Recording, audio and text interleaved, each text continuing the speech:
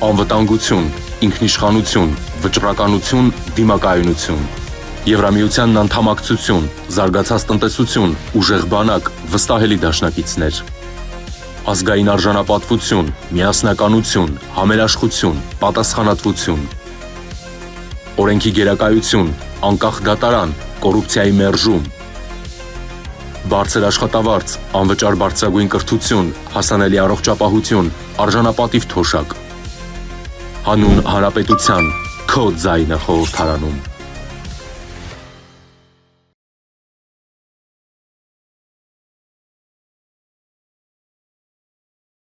Որովհետև այս ընթացքում, այո, ես էլ փողոցներում հանդիպել եմ զբոսաշրջիկների եւ Իտալիայից եկած զբոսաշրջիկների հետ եմ նկարվել, Ռուսաստանից եկած զբոսաշրջիկների հետ, Վրաստանի հետ,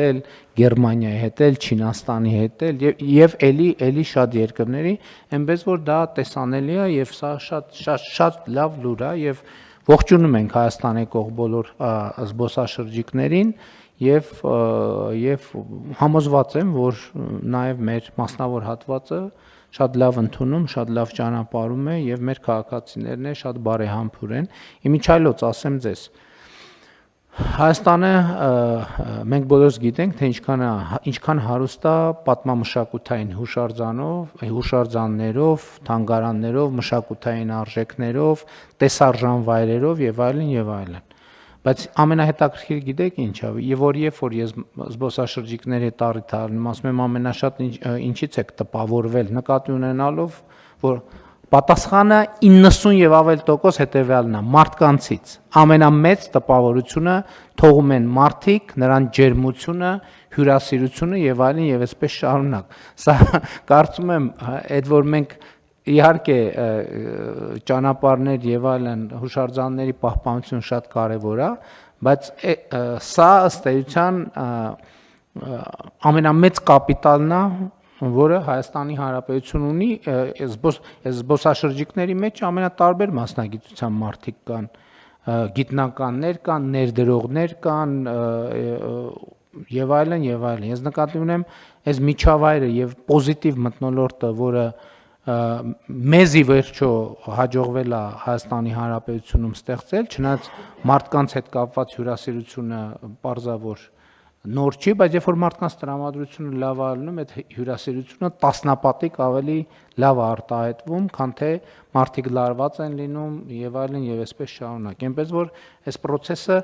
էլի մենք պետքա փայփայենք եւ պետքա զարգացնենք, որովհետեւ իսկապես մենք այսօր նախորդ օրերին էլ առիթներ ունեցել եմ ասելու, մենք այն բանից մեր խոսույթը մեր մասին ինչ է, որ մենք ռեսուրսներից դե աղքատ երկիր ենք, հիմա մենք մեր այնպիսի ռեսուրսներ ենք բացահայտում, ասենք սա ռեսուրսը հասկանում եք, երբ որ զբոսաշրջիկը գալիս ասում է գնում է Գառնի, գնում է Գեղարդ, գնում է Սևան, գնում է Նորավանք, գնում է Ամբերդ, Սմբատաբերդ, Լոռիբերդ, այդ մեզ համար են հուշարձանները շատ տպավորիչ,